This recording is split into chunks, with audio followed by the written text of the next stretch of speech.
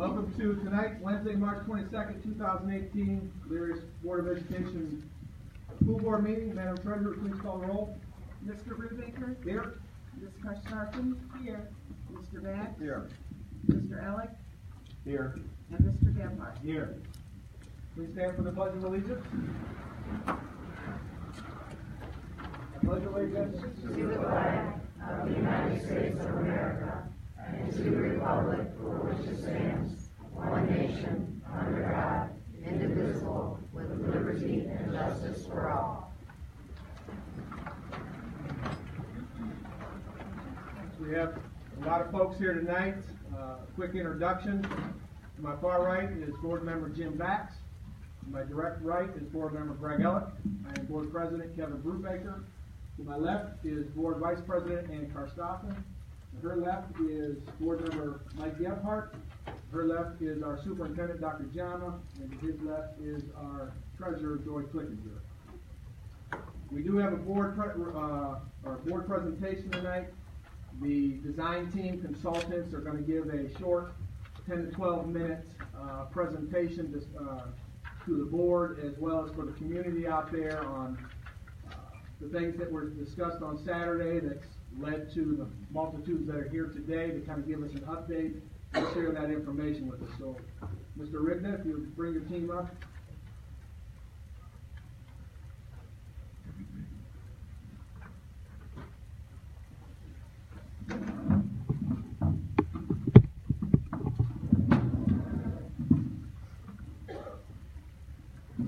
Good evening, board members, and good evening to the public and staff. Thank you for coming tonight, and all of the years, and that would be about 40, that I've spent in Elyria. Every one of those 40 years, I could see the passion of our community for the education of our children. So thank you for coming tonight and getting involved in such an important project as what we're embarking upon.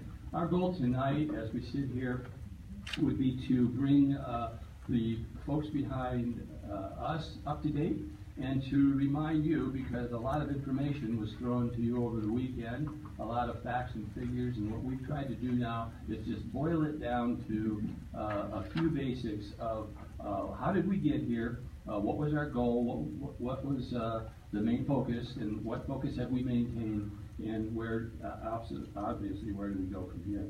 Next to me is Mr. Bill Prenisol from the Ohio Facilities Commission, and he is the Senior Planning Manager. This is the gentleman that worked with us even on the high school many years ago now, over 10 years ago. He made the basement of the Washington building happen when the Facilities Commission said that it was unusable for student space. He came up with a formula and a way for us to do that. So he makes things happen, and we've had a great close relationship with him ever since then. On the end here is AECOM, part of our AGS service for construction. He's the project manager, and his name is Mr. David Stahl.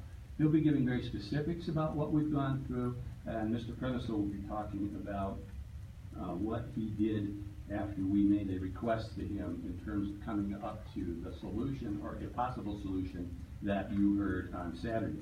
About 10 years ago, a little more than 10 years ago, they were the best of times. If you recall, there was a little bit of a problem in the economy in 2008 and 9. We passed this in 7, and you didn't have that boom of opportunity that you have now. People were looking for work, and we got the best possible prices we could at the high school. I believe we really made out on that. And ironically, if that was the far extreme of better prices, we are now in a situation of probably the worst prices that we've seen. In 2016, when we passed the bond issue, there was $1 billion of school bond issues passed. There was nothing like that when we built the high school. Last year, in 2017, another $700 million. That's a lot of work hitting an area all at once, combined with 3 hurricanes and the other kinds of problems where an entire Puerto Rico having to be totally rebuilt. That put a lot of pressure on materials, that put a lot of pressure on supplies, a lot of pressure on labor, and as we know, supply and demand usually means prices go way up. All kinds of elements leading to sort of a perfect storm. We began the project in a co-funded fashion with the state. We went to the bond issue. In 2015, because we passed it in 2016, the numbers that occurred then were used during the formula development for how much money the state would be able to give us. And we had our bond issue money, and the two combined, we had a current master plan budget of $124.6 million.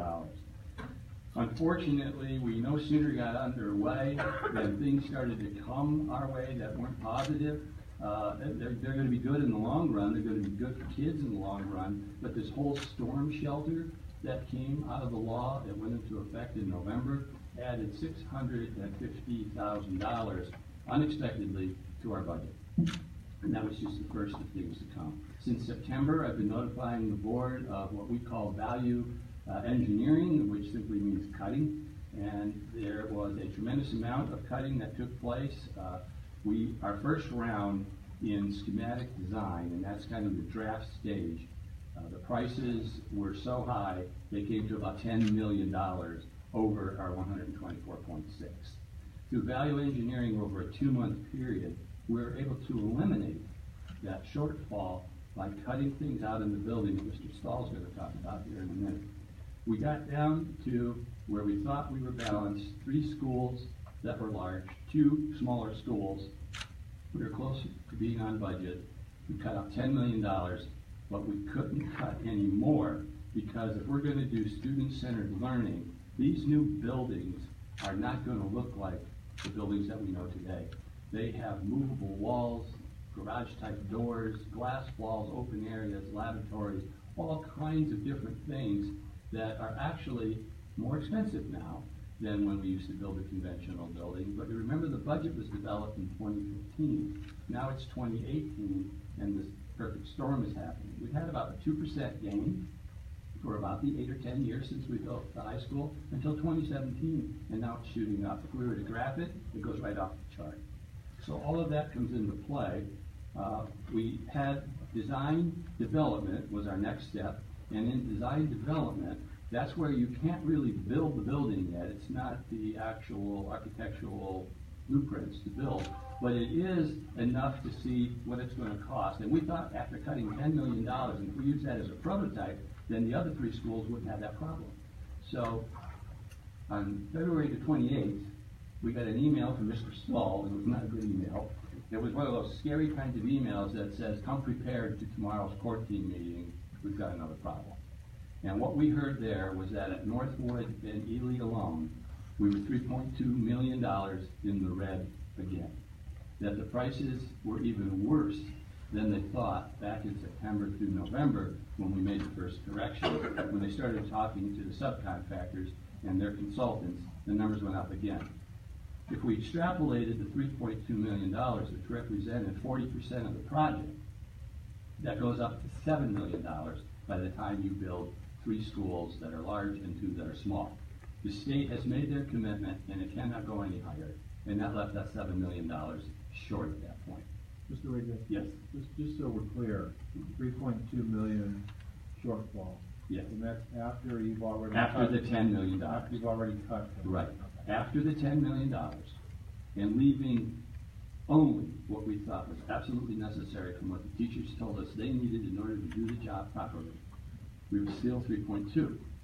There's nothing left to cut at that point unless you start tearing apart the student-centered learning, which was what we promised the public. That was our promise. We're going to do this in a different way. And the state, ironically, led the way with that, running a 3-day visioning session where our teachers came in the summer to learn how to teach like that. So if you didn't do anything at all, you're $7 million in the hole. We called a timeout.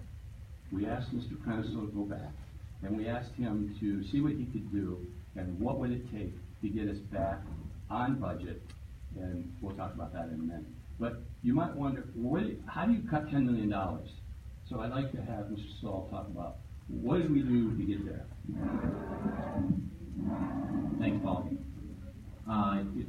It's important to note that when we go through this process, we come to the district with just about every option, and some of them are pleasurable and can be taken, and some of them can't. So we brought over, between the 2 schools, 127 different options and ideas to save money, and about over 80% of them were accepted. But there was a good quarter of them that, or roughly a fifth of them that were not taken because they were deemed to be against the vision that the school district had or things that were not smart choices.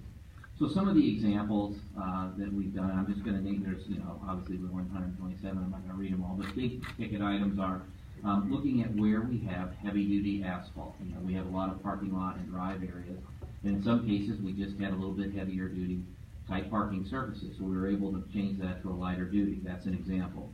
Some of the exterior trim had stone and specialty banding and accent tips. We changed that to a brick type piece using different ways of tilting the brick to give the same effect, but using a much less expensive material. There were some sun shading devices on the outside of the building, which are a LEED type piece, but we felt it would not impact the LEED silver certification that is required by the state. And then there's a lot of other things that you don't see behind the walls. Types of wiring, types of methods of feeding mechanical equipment, feeders and panels, data wiring, telephone wiring. There were some material changes in those that do not affect the performance and still give the high quality that we are able to reduce or change and save a lot of money. And then another item that we did, we worked with Brian from the technology group to change some of the ways the district, the technology that they're doing them now, and actually saved quite a bit of money through their purchasing efforts and some ideas that they've had. So those are just a couple of ideas of what we've done to save all that money, and it's quite expensive. Thank you. Thank you, Mr. Chairman. Now, what we did then when we called that time out, and Mr. Chronicle was at the meeting, and he does drive in for those meetings along with, and I should say, Ms. Tracy June is here, and she's our project manager assigned to us. I'm sorry. I should say that Tracy June was here, and she's our day-to-day project manager representing the state.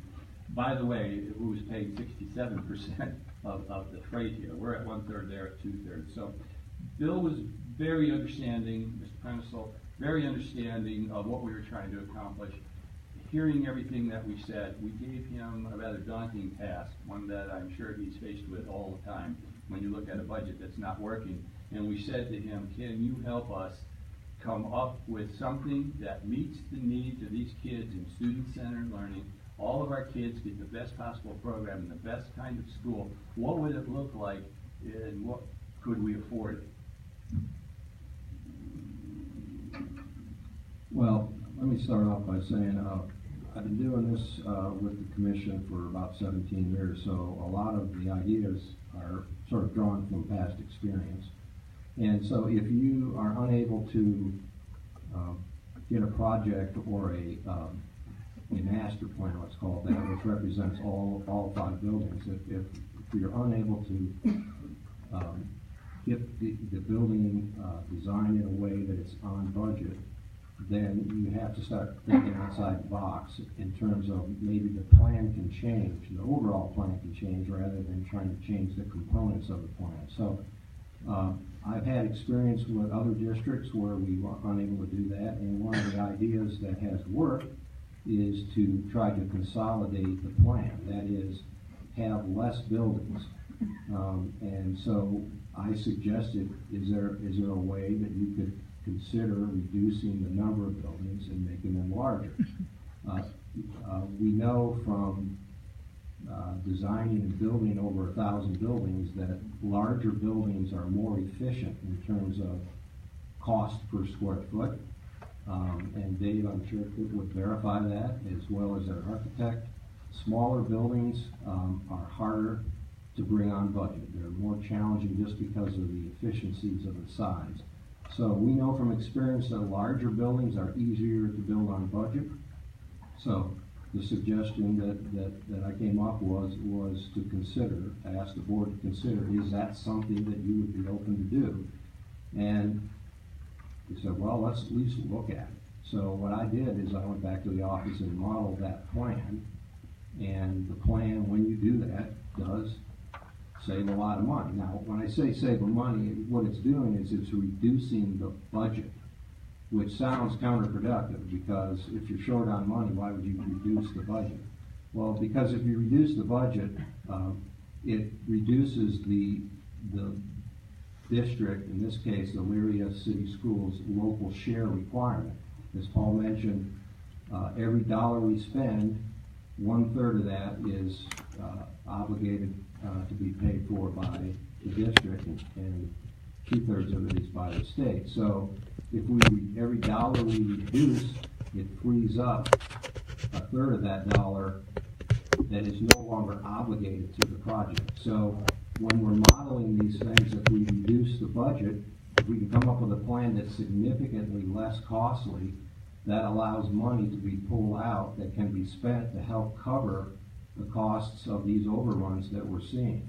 So, and then the second thing is that the larger buildings then are going to be easier to bring in on budget, which means the overages are going to be less. So you have more money to spend on less overages. Are going to continue to change. I mean, we know what's going on right now, but we don't know what's going to happen a year from now, 2 years, 3 years from now. Could get better, could get worse.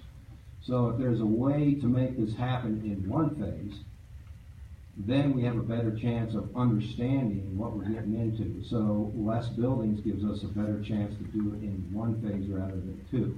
So that was the reason we made that suggestion, and it's simply right now an idea that is being considered.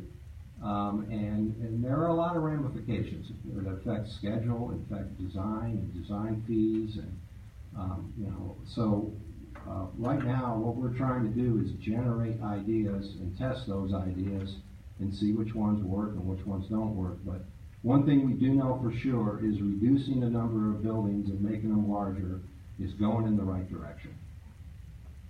That reduction resulted in our ability to recapture $3.2 million that we would have committed to the additional buildings. So that 3.2 can go into trying to hedge against this inflationary beast that we're up against. So I hope that summarizes things and brings you up to speed and re-clarifies or possibly clarifies what we talked about on Saturday. If there's any questions we can entertain, we'll try to answer them. I heard something about $202 a square foot for the bigger building. Was it bigger? And what was the cost of the smaller one? $238. $238. So those are the values from our estimate, our latest estimate. To kind of, it was a guide to give you a comparison to show you that bigger buildings cost less per square foot. And you mentioned something about the storm shelters. I don't know if everybody knows what the storm shelters are, and you said it was our portion is $650,000. Yeah. Yeah, and which is a third, so it's a third of what we expect to cost. That is we get that asked that question a lot. Is where did this come from? It didn't come from the School Facilities Commission. It came from the Board of Building Standards, which is the ones that set the Ohio Building Code. And as of November 1, any project that is submitting for a building permit starting November 1 of last year is required to put these storm shelters in. And basically what that is it's taking a part of the building. It's not creating a special place that's just for a storm shelter. It's just taking a part of the school that you would be designing as a school, whether it's a classroom wing or gymnasium or some portion of it, and constructing it in a fashion that would make it to be able to withstand a tornado. I mean, that's the simplest way, so that in a drill, instead of going to a refuge area, which is typically what you have now, and it's sort of what folks think are the safest place in the building, but there's really no guarantee the kids would survive a direct hit in there. This is designed to get everybody in the building, all occupants of the building, teachers, staff, everyone in the building, in that section of it. And then if a storm came, it would literally, in extreme case, the entire building would go away and that would remain. And that's how it's designed. And all schools, whether they're state funded or whether they're not state funded, are required to have those. And Bill, would that be considered then an unfunded mandate in this case? Yeah, I've been asked that. I mean, it sort of is. I mean, we're funding our share. The problem is districts that got caught where they already went to the ballot and raised their funds, and then it happened. Those are the ones, and you're one of them, that's in this funny situation. Because all the districts we're working with now that we're planning, they have time to adequately react to it and raise their share of it. It's built into the price of the building now, so. The second question, are there other districts in the state, in the northern half of the state facing the same issues? I mean, can you give me a feel for, is it 2 or is it 20? It's pretty much every district I'm working with right now. And of course, everyone's in a different, different phase of design. But, I'm working with, in fact, working on, some projects with some of the folks in the room, and there isn't any, let's put it this way, there aren't any of them right now that we're not facing a challenge like this. Some of them are a little further along and have already bid. Some of them are, in the design stages, but everybody's gonna face this, and everyone's gonna have to solve it depending on the circumstances that they have and the options that they have. Everybody's gonna have different options, so. But it's a reality. We all knew it was coming. The problem is we didn't know what the magnitude is. This whole thing on the tariffs on the steel, we believe, I don't know whether anybody's got proof yet, but we certainly believe that is impacting steel prices, because we just bid, for example, I bid a steel package over at Challenge, and it dumbfounded us when we got the prices. I mean, we're all looking at each other. I've never seen anything be that far off. So that's completely an anticipatory type Yeah, I don't know how you do it. situation, because Right. it can't possibly hit the supply chain at this point. I mean, the actual increases. Right. Yeah. Yeah. I have one quick question. It can be yes or no before we move on to the public portion. My understanding is it's never been done or never been asked for, but has the Facilities Commission looked into, since all these districts are having these issues, looked into additional funding? Our current policy is the budget is the budget. Dave will tell you, other designers and folks in the room that work with us know that's a fact. The reality is, at some point, something's gonna have to give. We've been able to manage that protocol for a number of years. As Paul said, the market's been really good for the last 10 years, almost. In fact, it's been better than good. It's been, it's really been good. So we all knew that as we were coming out of that recession, at some point something's going to change. So, I can't sit here and say it's gonna, but at some point something's going to have to give. I know that you said that the storm shelter as of November is a new addition, but you spoke of all your years of experience. In regards to the square footage, and this is to be David, was that foreseen, or is this something new that you're seeing from the smaller buildings to the large building, or was that not foreseen going into the project? That the cost would differ from the small buildings to the large buildings? Well, there's a formula that the master planners use from the state that has different values. The smaller schools do have larger budget values, so when you bid, it's built into the budget. But as soon as last November, we bid Willard Eastlake in the elementary school there, which was about the same size as the one here. Ended up, when we bid it, about 7% over the budget value. So it is something that we know and are constantly telling clients that we foresee. Yeah. So, but the answer, let me expand on that a little bit. The answer is yes. We do anticipate smaller buildings to be bigger, and as Dave said, if you look at you go onto our website and you can look at under the design manual.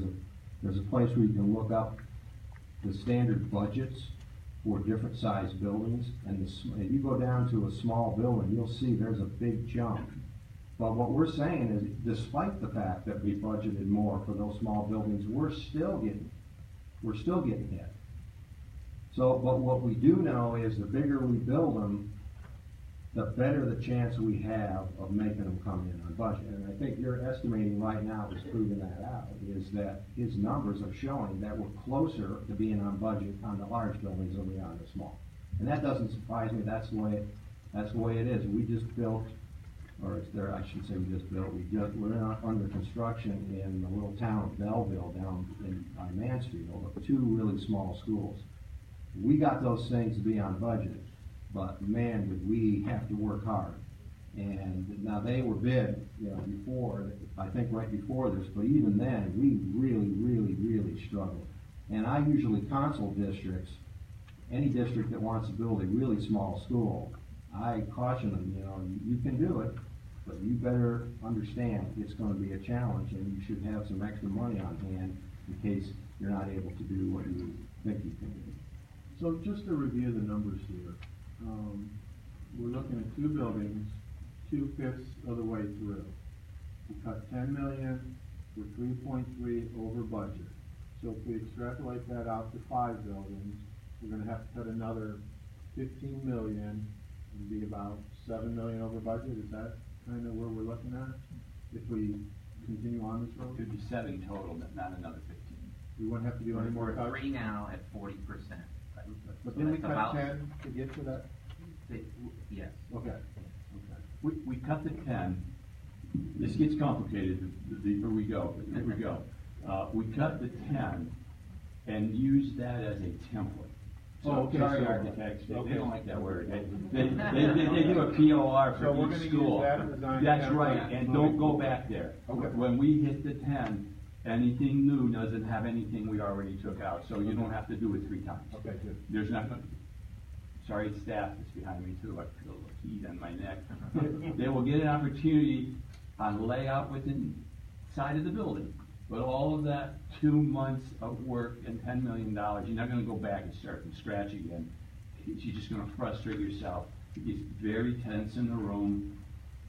People don't wanna do what's being suggested. These poor guys gotta come in with sharp knives and axes, and we're trying to be professional about it. We're but just they trying to see look for idea a after number idea go by. for everybody. to $7 share. million without any additional inflation. I don't know how realistic that is, and I don't know if you missed Bill's point. The way we're doing it now, a little bit of Eastern Heights, and then you tear it down, a little more of Eastern Heights, and then get around to this school, then get around to that school. We have no reason to believe that it should stay at 7, but they don't want to play a game with you and throw a number out. So if nothing changes, it's $7 million more to do nothing. It's so unrealistic to think if we didn't do anything else, and 3 years from now, it's the same price as today. But that's your 7 solid. 7 solid. The only thing that would change, it would have to go away. The whole problem would have to go away, but how could it go away with $1.7 billion in the last 2 years? That stuff's just hitting now. It's gonna go on for the next 2 or 3 years. And we don't know what's gonna pass this year. Thank you, gentlemen. Appreciate your help. You're welcome. Thank you for asking. Thank The you. next portion of our meeting, the school board encourages and appreciates citizen interest in meetings of the Board of Education. Normally, the board will meet twice during the month and will make accommodations to allow for public participation. Persons wishing to address the board for up to 5 minutes may place their name on the sign-in sheet indicating the topic by which they wish to address the board. So this evening, we've got quite a few. And I would ask that the treasurer will be running a timer. I would ask, for the sake of everybody having the opportunity to have their time, to keep to that 5 minutes for us, please. And we'll just start on the list here. There's many different topics, and the first one is Ms. Amy Mudd, talking about bullying and tabled issues. Ms. Mudd, you can come up here, please. Thank you.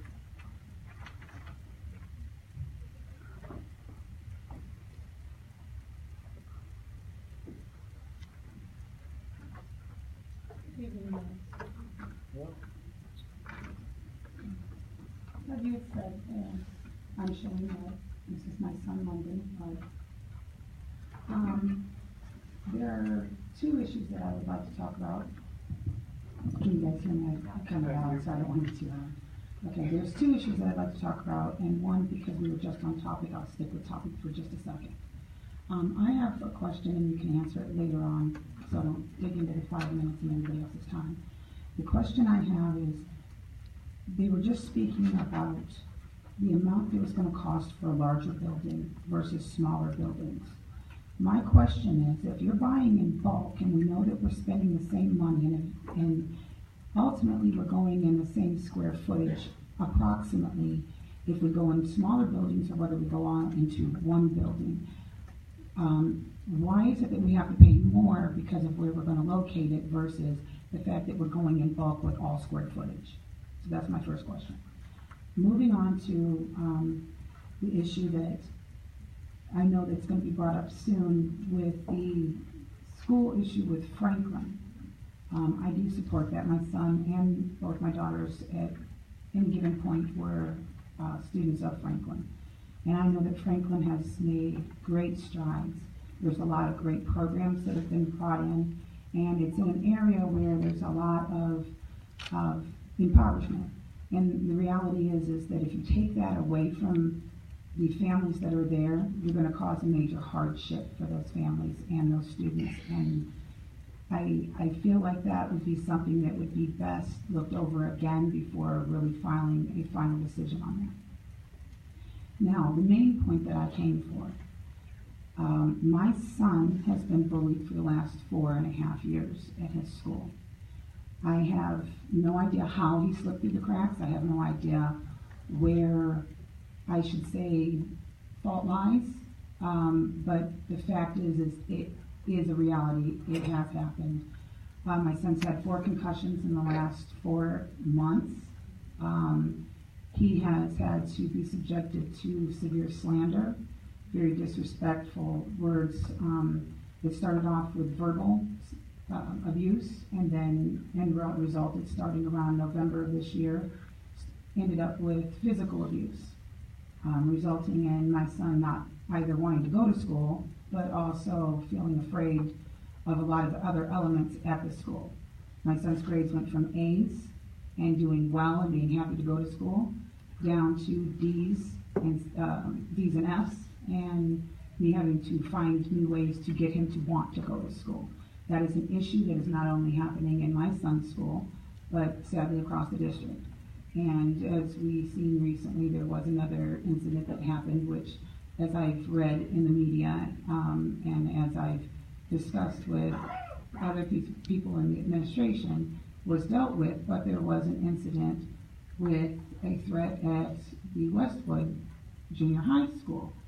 Bullying has got to stop across our district, and not just addressing my son's issue and my son, because he is obviously my first priority and why I'm here, but I care about the rest of these children as well. And these children have to be represented, and they have to be put in a position to go to school, to learn, to feel safe, and to actually be able to want to learn and be able to learn. And they can't do that if they're afraid. They can't do that if they can't defend themselves and then they're not being defended. You know, the kids are in the school for 7.5 hours. They're under the care of the school board and under the care of the school principal and the teachers in the facility. I'm not saying that everyone is at fault or everyone is wrong, but it's an issue that has to be addressed. And it's an issue that has to stop today. It cannot go on. We cannot have one more lost child with injury, or God forbid that an incident happens and we become part of the national news that now we have a school shooting. It cannot happen. So as not only a mother, but a concerned parent and a concerned citizen, you know, it's got to be addressed. Now, I know that I have spoken with a few people, and I'll give you a chance to have a rebuttal to that if you feel so that you'd like to. Thank you. Absolutely. Thank you, Ms. Mudd, for your information presented to the board tonight. Thank you. You and I have spoken for quite some time, and over the last couple of years, actually.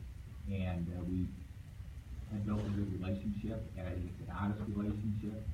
And I hear you tonight. I hear that you are addressing the board and the community about bullying, specifically in certain buildings with reference to your child.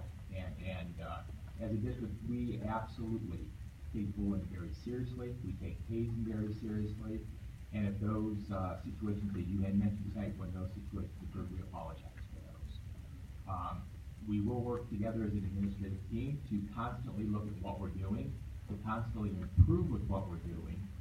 And again, you brought this information to us earlier, and we will look into it and it will be addressed. Thank you for bringing this to our attention. It's definitely, bullying is something that's not tolerated at all. It's so important to have parents like you that actually speak up about this. You should be commended. I appreciate that. I do want to add one piece to that. And all the parents that I've talked to and all the parents I stand for representing, as I hope they all get the chance to speak if they choose to. But as I stand here representing these parents, and I've spoke with quite a few, I've noticed, and this is probably going to sound kind of biased, but it's a fact. I've noticed of all the parents and the kids that I have had on my Facebook page or in my inbox or had face-to-face conversation with, the school that had the least bullying was Franklin. And I think that's because they have mentoring programs there. They have things that help these kids feel inspired to want to keep doing better and growing and moving forward. And so in saying that, I also want to put that in as an added inspiration to look into what they're doing because it's working, and look into not closing that school because it's an asset for the community, for the families, but most importantly, for the children, which is why we're all here, right? Thank you, Ms. Love. We appreciate it. Thank you.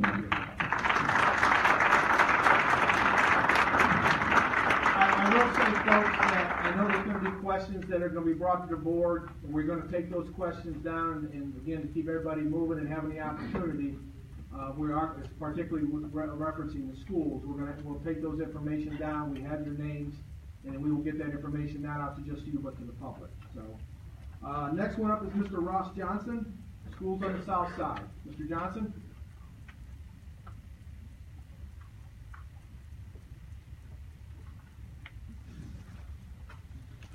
Is it two Ross Johnsons? First of all, the name is right. This is Ross Johnson at 1103 East Ave. Nope. I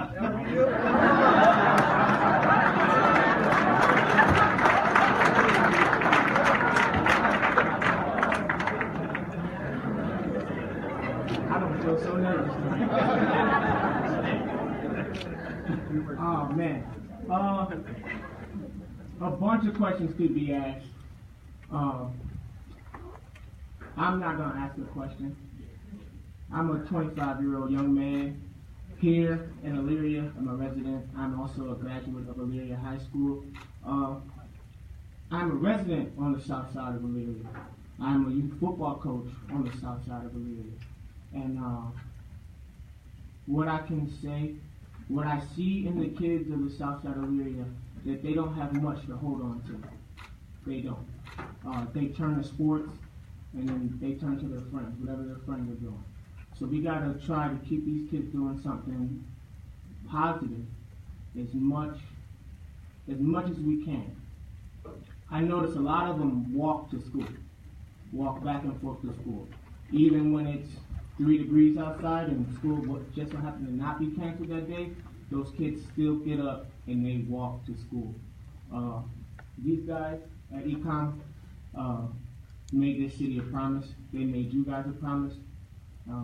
They told you that they could build you 5 schools, and they told you the locations and where they could put those 5 schools.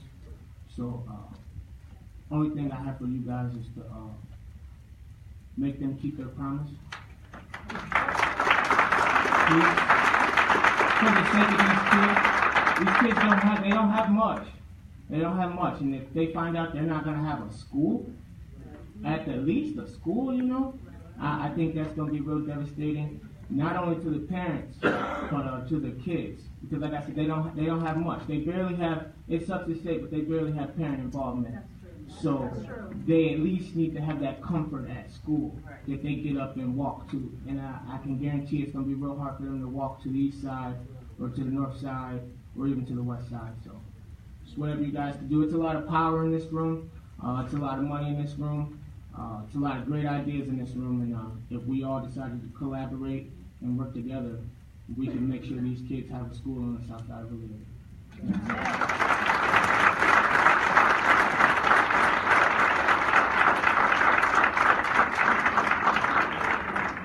Thank you, Mr. Johnson. The next one up is Marcus Madison, speaking on a new day. and it would be the Marcus Madison on Maple Street.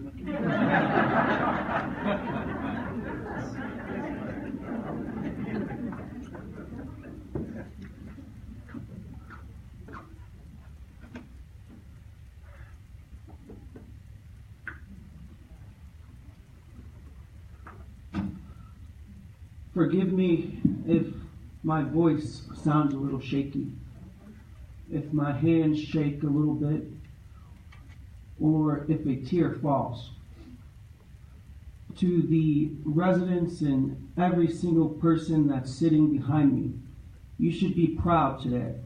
I think our kids should be proud today, and they should know that they have some champions in the midst of our community who have decided to step forward to share their concerns and their passion and their hopes for their future.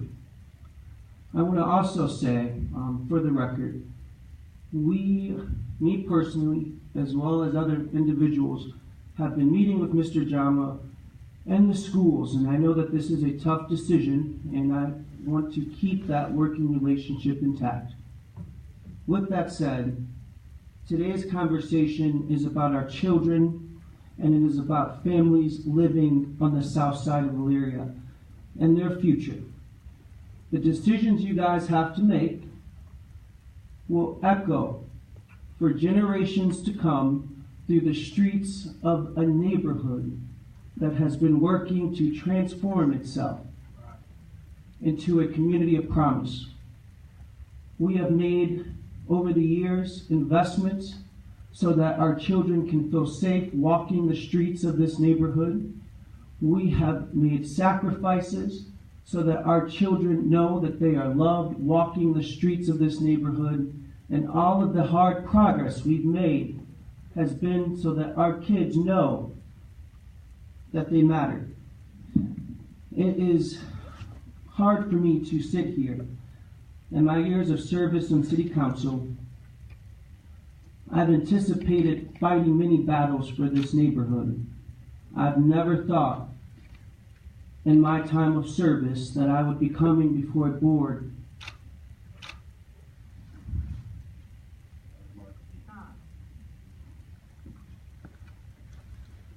trying to fight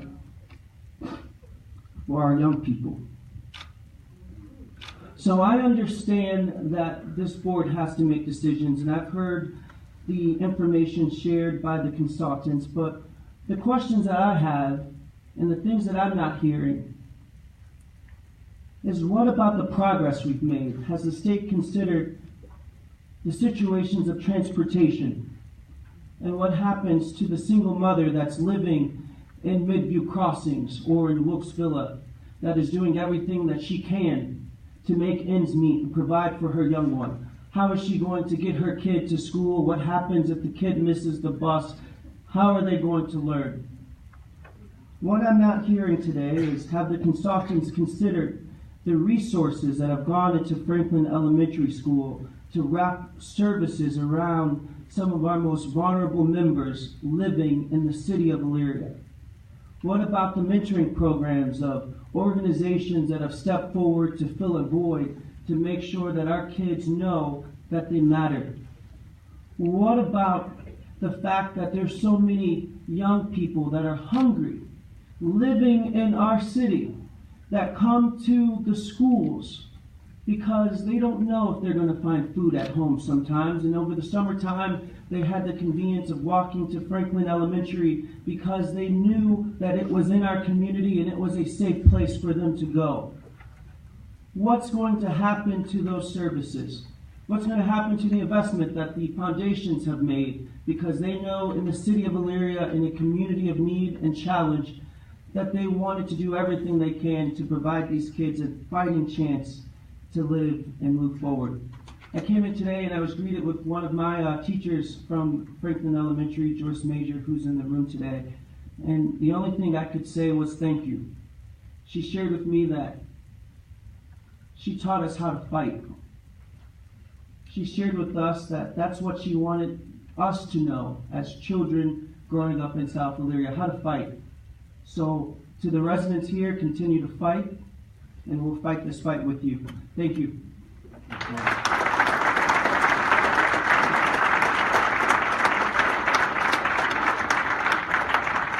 Mr. Madison. Next up is Stephen Geddes.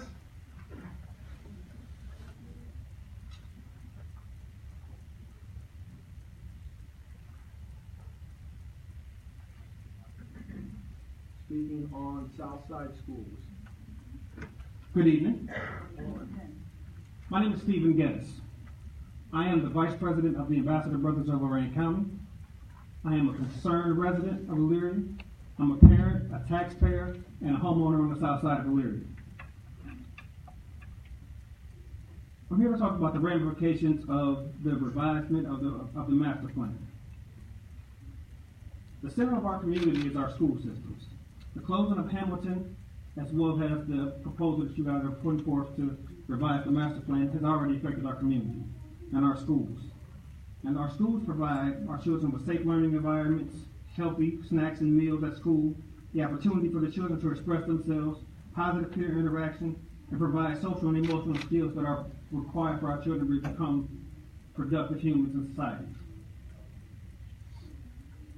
One of the biggest hardships for this plan in transportation for schools across town is going to be the time that our children wake up to get to school and the time that they arrive home. Is going to be an extremely long day for them. What happens in the event that child misses the bus? There is no alternative transportation. That also affects the parents, how they feed their kids. The sanctity and safety of schools are going to be very and dire important to our community.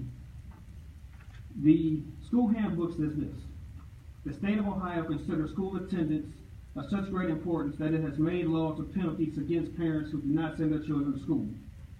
The general principle of attendance must be that every child attends school every day, that in school, as long as school is in session, unless the child is ill or has legitimate reasons for being absent. My question for you guys is, will this proposal, will it be able to bring legal action to our parents who can't afford to get their kids to school? Education has been the cornerstone of our community, and we thrive, and we need our K-8 school in our community. When I purchased my home in 2009, I purchased it on the south side of Elyria because there was a preschool program as well as an elementary school in my community. One is already gone and the other appears to be in jeopardy. So what do we tell the people who are homeowners who are afraid that their property value is going to decrease? What do we tell the people who own businesses and those different things who are going to affect, this decision is going to affect those things? As our community grow and develop, what do we tell those people who are looking for a place to move to? For Elyria, on the south side of Elyria, there's no school, so I don't want to move there. It's going to affect numerous things. There's going to be a lot of chain reactions that come from decisions that you guys make today. Many of our families are forced to stay in the community because they don't have the resources. So when we go to other schools or we bus to other schools, if that's what the plan is going to be, what are you guys going to do about the overcrowding in the classrooms? What do you guys do with the behaviors that take place in those overcrowded classrooms? Malcolm X made this quote: "Education is the passport to the future, but tomorrow belongs to those who prepare for it today. We're desperately trying to educate our kids, but we need your assistance in getting it done." The question for me that I have for you guys is, how cost effective is busing our children to other schools in the community? And at what point does that become a bad investment? And we're still not going to have schools after we bust them.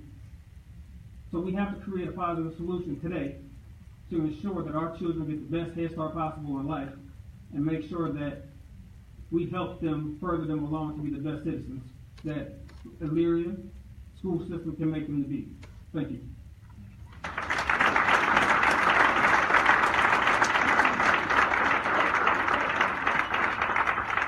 Thank you, Mr. Geddes. Next up will be Ashley Torres, speaking on keeping schools on the south side.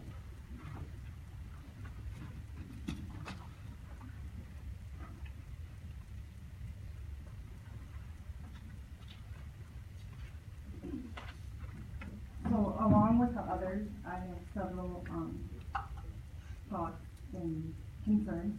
I live on the north side, and when the levy came about, I thought it was amazing that South Elyria will get a new school. I've worked in South Elyria in childcare for 11 years, and I see the struggles, as everyone has said, about the transportation, the poverty, and all that. So my concern is, as a voter, I was promised something, and my tax dollars are now not going for what I had assumed was going to happen. And I'm also nervous because I thought I signed the attendance sheet not to speak.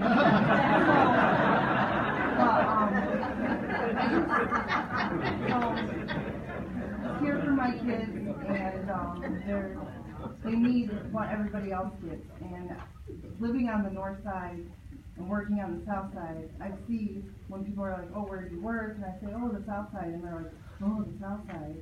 So I was like, a new school like that will bring more things to the people. Thank you for your attendance.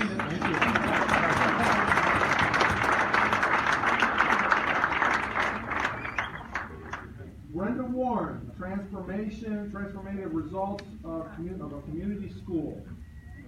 Brenda?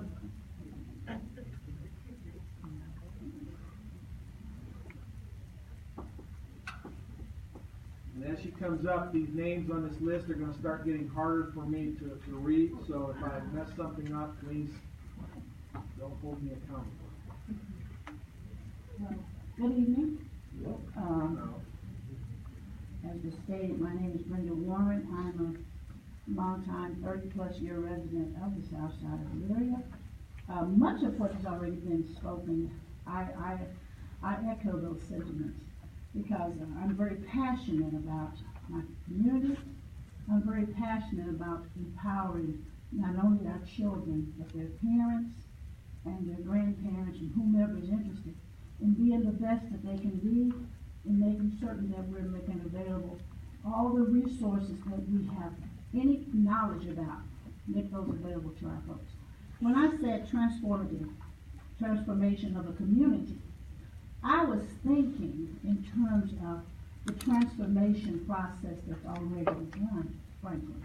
Because since my children graduated from that elementary school, I've seen quite a few community organizations go in and provide various kinds of enrichment services. And I work for an organization that happens to be a part of that process. And I see the difference that it makes not only in the children, but also in their parents. So I'm concerned about how we're going to transform this community from being a productive place where children feel that they have opportunity to become responsible, resourceful citizens, to a place where our children feel that they've been pushed aside, they've been relegated to being less than considered, less valued, less supported in all of the things that make a person's life rich and make it meaningful. I'm a property owner. I'm concerned about folks wanting to even come to my community if there is no school. Most people, before they decide to move to a community, they look at the standard and the status of the schools. They grade the schools. If I don't have a school in my community, those 40 plus or 50 plus vacant lots that I look at every day or throughout the week are not going to be filled, and people are not going to want to come to my community. So one of the most important draws to help my community to be transformed, to be viable, to be resourceful, to be people who are compassionate, as I am, about the quality of life that we're leaving or we're providing for our children. We need a school. And my question is, what is your remedy? What is your remedy? Policies can be broken. New policies can be enacted. Money can be found if we choose to find it. I do not want to be labeled as someone who is not willing to do the work that needs to be done for my children to have the same kind of services and opportunities as children in other parts of the community. I voted for the levy for all the children of the city, not just for the South Side children. And I am very offended that my children have been considered to be less than valuable in the sight of the people who are preparing and making these decisions. I have been proactive. We've promoted proactivity because historically we've been considered to be reactive folks. So we've sat at the table for more than a year and a half. We've entertained forums so that our people could be informed, so that we can be strategic in how we're going to help the school board to realize the 5 schools that we were promised. The 5 schools that we were promised. So please don't insult my intelligence and tell me that this cannot be remedied. It's a matter of whether or not we want to remedy it. It's a matter of what we want to do. I have nothing else to say because Dr. Drummond knows we've had several conversations. I'm very passionate about that. I don't have to have a child in the school system for it to be a part of my heart. The school is the heart of our community. Let's not take a heart out of the community. Thank you very much. Thank you very much.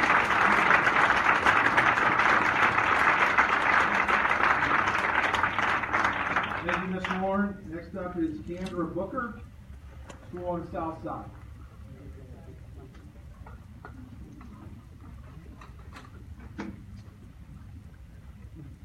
I do actually apologize that I'm reading off my phone to make sure I get all my thoughts out there. My question to you, school board, is what made the decision that the Southside School would be eliminated when more than half the residents on the 5th Ward voted? The reason why this levy passed in 2015. The newspaper quoted, it said nearly 70% of the residents in the 5th Ward. Now, I understand busing sounds like the end solution when it comes to the problem of transportation, but this would be an issue of finances as well, as many have spoken today. As a former student who attended Northwood and lived on the south side, when they just housed 7th and 8th grades, that was just 2 schools.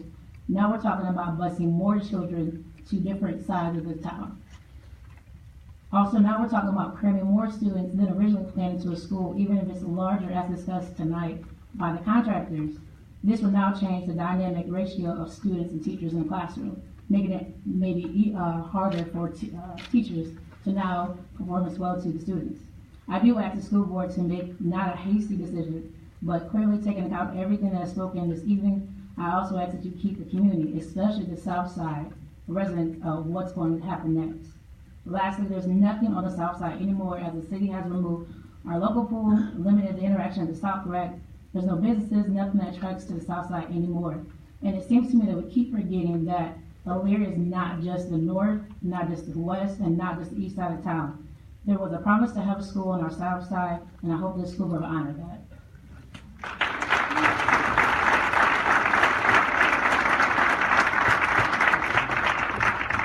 Thank you, Ms. Booker. Next up is Eric Bowen, schools.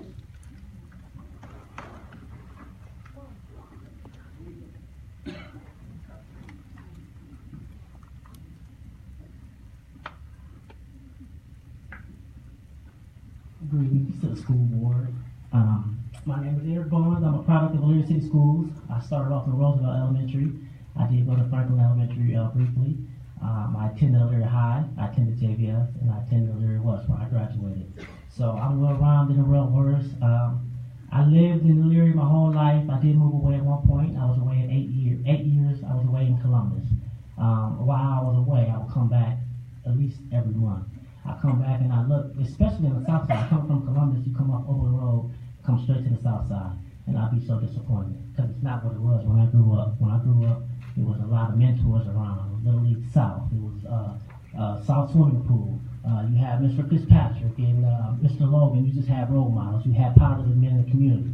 So, me being a former athlete here in Elyria West, I reached out to some former athletes in Elyria, and we wanted to start a mentor. We wanted to give back to the community. So I'm here, a part of Ambassador Brothers, and as well as a resident of the South Side currently right now. So I stay on the South Side, I stay on Muncie Avenue.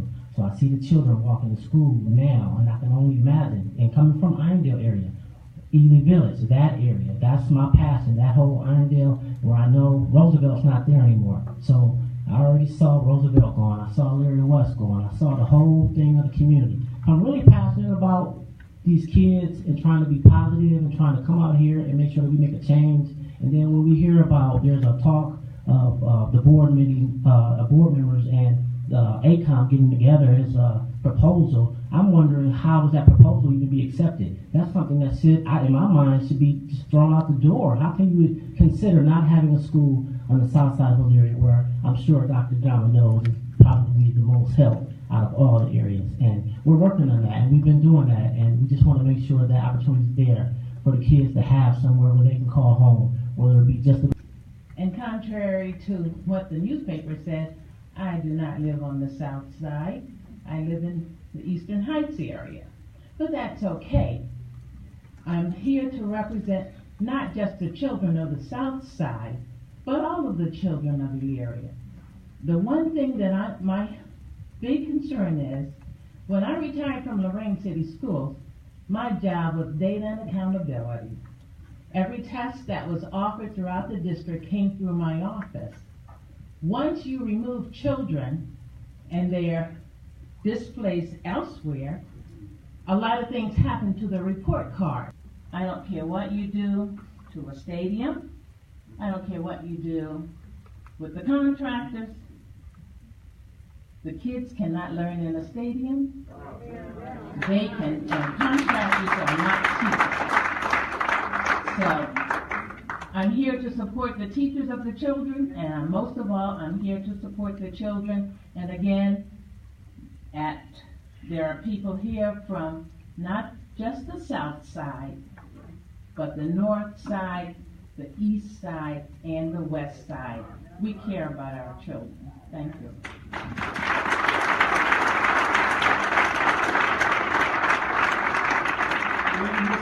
Next up is Jim Sloan, speaking about the schools.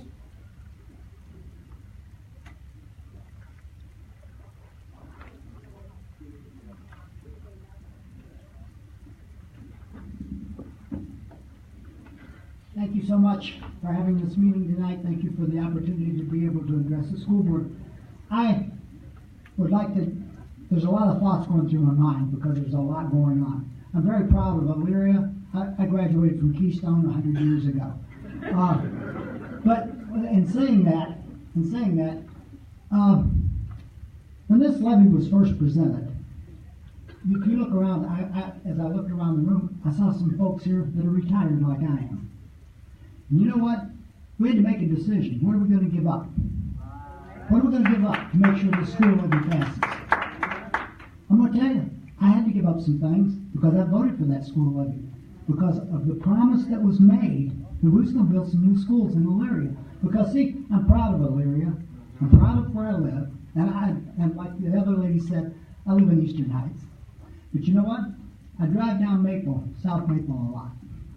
I used to go down there and talk to Thomas Shores. So you know how long I go back. Okay? A man that was very proud of the city of Elyria and the school systems.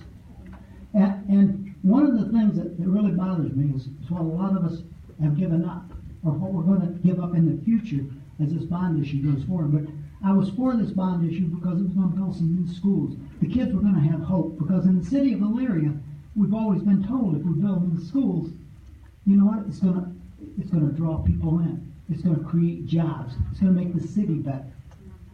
That's very true. That's very true. That's why I went out and I voted for this levy. I asked my neighbors to vote for this levy. Now, in a levy that's going to take this long, I don't think I'll be around to see the end of this levy.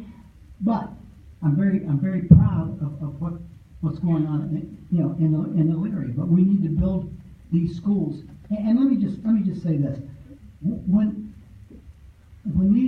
you came to us and asked for us to vote for this levy, what did they give you as a price per square foot to build these buildings? Was it $202 for a larger building, or $234 per square foot for a smaller building? Because whatever they gave you is what those schools should be built for. Yeah. That's what they should be built for. Now, in saying that, we know that labor goes up. We know that prices go up on materials. Now, in saying that, anytime you bid, you always go out and you bid high. You go higher than what you actually have because of overruns, because of all the different things that can happen. I think we found that out at Elyria High School, got to be able to keep the Washington building. So, and yeah, in saying that, and this passed by about 70%. And as I drive down the south side, it would be a terrible thing to not have a school on the south side of Elyria. It'd be a terrible thing not to have the 5 schools that was promised to us if we voted for this levy. We need those 5 schools. We don't need 3 schools. We don't need 2 schools. We need all 5 of them because of where they're going to be. And that was a promise that I believe the school board, or at least that was my understanding. If I'm wrong, I'm wrong. But my understanding was, if you vote for this levy, we're going to build 5 schools. And I think that's a promise that needs to be kept. You know, I guess one of the things that I would ask the school board to look into, we're talking about phase 1, phase 2, phase 3. What happens if we get to phase 3 and we can't build 3 schools, we can only build 2? What are you going to go back and tell? You presented it, and I know you guys personally don't have anything. And when I say the school board, you guys are over this. You didn't do the, you know, you're not the contractors. You don't, you know, you didn't submit the bids. So don't think I'm attacking you personally, because I'm not. But here's the thing: we kept our promise to you. We passed the levy, not by a little bit, but by a lot. Not by a little bit, but by a lot. And you know, I know most of you would probably tell the same thing: is that we're to have dreams and we're to have visions. And I have a vision for Elyria. I've had a vision for Elyria for many, many years. Then it will return to what it was, and I will be finished. Okay. But here's one of the things. It's hard for me, Kevin, as you know, to talk in 5 minutes. But as if we have our visions and our dreams, we need to fulfill those for the kids of the city of Elyria. Because I'm going to tell you, and I'll close with this, is that I don't care if you're on the north side, east side, west side, south side, everybody needs to have equal education, equal buildings, equal everything. Nothing needs to change. Everything needs to be there. They need to have the same opportunity. But I'm going to say this. If you don't build a building, if you don't build a school building on the south side, you might as well say we're going to cut off part of our city and throw it away. Because that's what you do. That's what you do. And my example of that is, in October, I had to have rotator cuff surgery. So, guess what? Only about 3/4 of my body was working. That's a terrible thing to have happen. If you cut off the south side of Elyria and not have a school, you're only going to have 3/4 of your city going to be working. Thank you.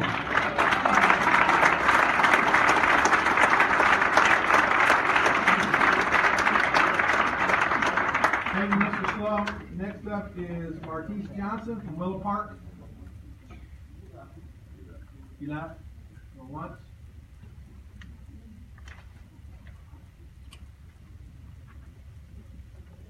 Next up is Carol Vardruska talking about Franklin Hamilton.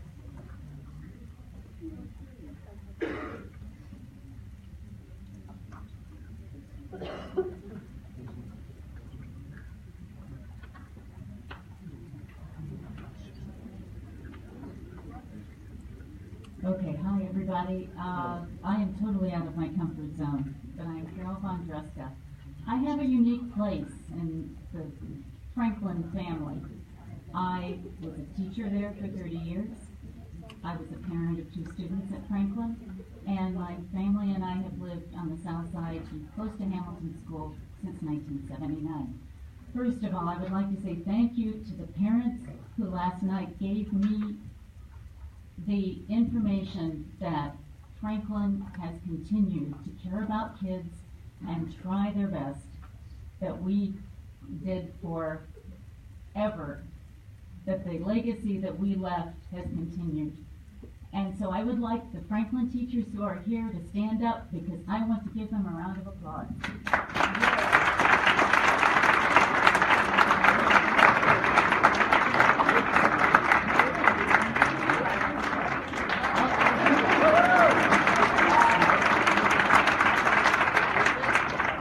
And like Keandra, I brought a script, because otherwise I'm going to forget something important. I'd like to take it from Franklin to the wider South Side. Since I retired from teaching, I've learned more about Elyria.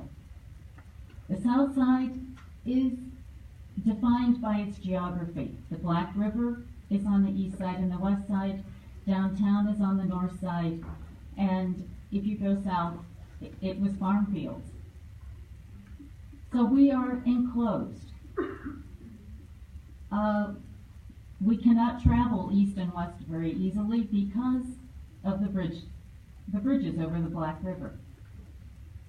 We visit downtown to go north, so we keep track of downtown, and if you go south, we have easy access to Route 10 and Route 480. So I think of the South Side as Elyria's heart. It's the first neighborhood that was settled in Elyria. Everything else in Elyria has radiated out from the South Side. My house is 110 years old, and it's the young one on the street. The South Side has always seemed to be the heart because it detects and has to deal with problems long before those problems move out to the rest of Elyria. It's also seems to be the last area in Elyria to heal. Things get better elsewhere long before they get better on the South Side. We've seen some healing in the recent past. The new high school, the Middle Avenue renovation, and now East Avenue, which is just about to my street. For the health of Elyria, we need the healing to continue. As small businesses disappeared from the area, and I have watched it, Franklin School has become more and more important as a place providing stability, services, and hope. The residents of the South Side are not wealthy. Many live in poverty. However, the South Side has loyally supported school levies for a very long time. Not having the building promised at Hamilton is a kick in the teeth. Is the school board taking the South Side for granted? Will levies be supported in the future? Not building the school will damage and possibly kill Elyria's heart. The health of the South Side seems to predict the health of Elyria. I would like to see if success and pride can start in the South Side and spread to other neighborhoods. If we lose the new building, I truly believe that chance will be lost. The South Side will be fragmented. Elyria needs to find a way. Schools need to be practical, not palatial, and provide facilities for a solid education. Please think of the Elyria you want to live in. That Elyria has to begin on the South Side. I believe your choice needs to involve more than the project cost. The choice will be long-lasting and have far-reaching consequences. Please think carefully, and I am sure that when you signed up to be on the ballot, you never thought you'd be making a decision like this. You have my best wishes.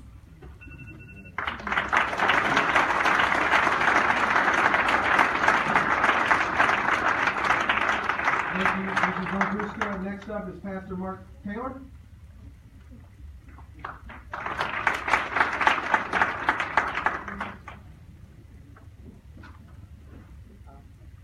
Good evening. My name is Pastor Mark Taylor. I am a resident, a long-time resident of Elyria. I've been president on the north side, but I grew up on the south side. And growing up, I happened to be part of two school transitions. First of all, when Hamilton closed, we went to Franklin. Then I had to walk over to Eastern Heights. But I was sitting there thinking, first of all, I got a few points. One, anytime that a person or business bids on a job, they normally get it because they're the lowest bidder. So how can somebody come back and now say we need to make some major adjustments, not minor adjustments, major adjustments that may have been able to be completed by the companies they beat out? My second point is,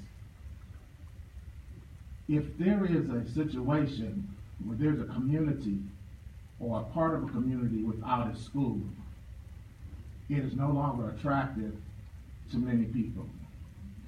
Growing up on the south side, we used to have corner stores, such as Frank's Market and Miss McDonald's store, but they faded away.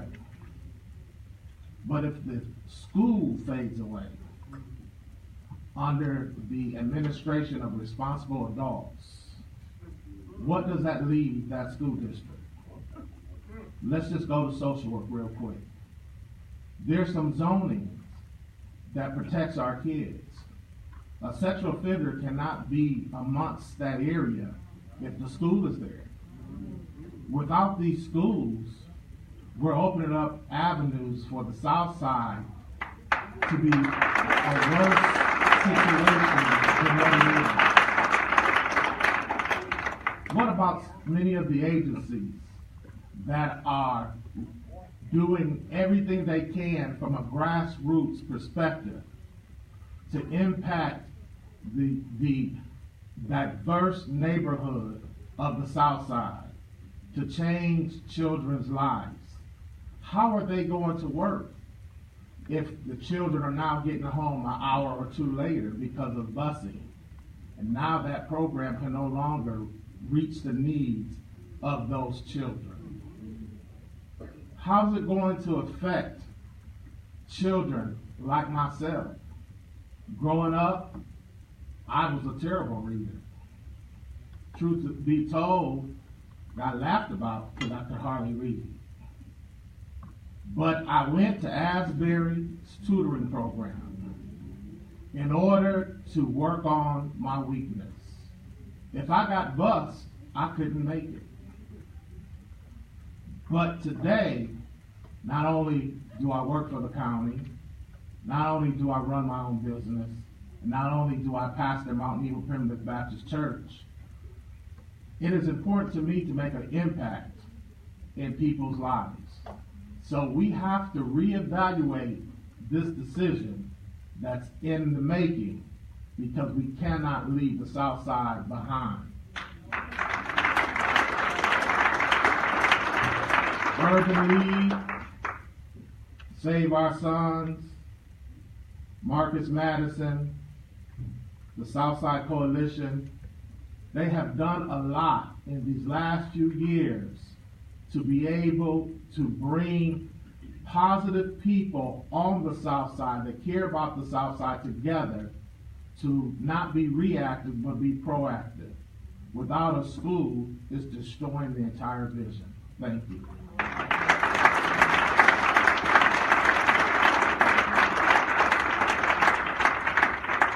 Thank you, Pastor Taylor. Next up is Penny Lynch, speaking on the schools.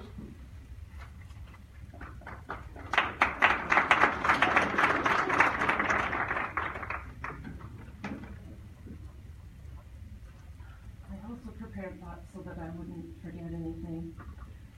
My name is Penny Lynch. I've been a resident of Elyria for 30 years, so most of my adult life. I'm here today because I have two major concerns. My first concern is that there's quite a bit of low-income rentals in the South Side, and parents are struggling just to keep the roof over their heads. They don't have transportation, they can't afford a car. We don't have a good busing system for people to get around, much less to have to get to a school.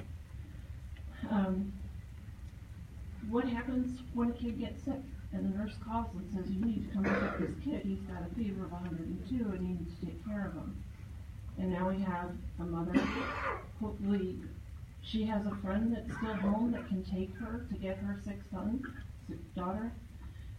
If she doesn't have transportation, does the kid have to wait then to get on the school bus to go home? And what's he going to do in the meantime? Sit in the nurse's office? And then expose all the other kids on the bus.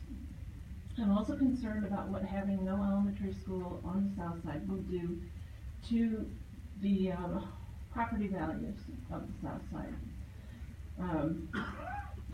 Once people that consider moving here find out that there is no neighborhood school and that they're going to have to send their small child across town by a bus to some other school, they're not going to want to live here. Now my house, I bought, like I say, 30 years ago. I've refinanced it back when it was a good market. Since the market dropped, I now have an assessment of less than half of what I owe on that mortgage. I can't even get a home line credit because the house is worth so little at this point. I know the housing market had a lot to do with that when it crashed, but I also know that, again, having a school system and having a strong area is very important. The other thing too is with the low property values, without a school that kind of ties the community together, we aren't going to be attractive for businesses. They are going to want to come in, and there go jobs, there go places like grocery stores. You know, we have Aldi's, and that's it. If Aldi's doesn't carry it, a lot of people here can't get it. Period. That's all there is to it. The only other place, I guess, is Family Dollar. I think they carry some food at much higher cost. But I believe that a community is only as good as its school system. That I have voted for every levy that has come along in the last 30 years because I grew up knowing how important a strong school system is to a city, to a community. We moved a lot when I was growing up. We settled in one area because that was one of the top 10 school systems in the United States. I know that Elyria would be a long time away from reaching that, but I believe it is reachable. Any school system can be that strong. It can't be that strong if you're talking about minimizing schools, kids not having access to them. It's just not going to work. As the property values drop, so will everything else. The whole community will drop. I probably, if this happens, would not bother voting for another levy because honestly, it has no benefit to me, and it hurts my home more than it helps it. So I don't have kids, but like I was saying, the schools are very important, even for people like me without kids. Local schools provide a base for the kids outside of school hours also. It helps those friendships grow, and it gives more personal support to the kids themselves. When I was growing up, we had those strong relationships with the neighbor kids and through school. Mostly we got together and did homework together, that kind of thing. And our parents were everybody's parents. When I had a problem that I didn't feel comfortable talking to my parents about, I could go to my friends' parents and talk to them. I think critical, especially in this time, that the kids have that support. And schools that are local provide that support. This is how you build a relationship within the neighborhood. I'm asking that no hasty decisions be made. I think that's what I'm hearing. I'm also urging the board to give more time for the community to have input on this critical decision. Obviously, there's a lot of people that want input. One other thing I've heard tonight from the contractors is that this is primarily a money issue. And we really need to look at the whole picture here. We need to look at the community, at the children, at the homeowners, all of that. It's not about the money. It's about the people that build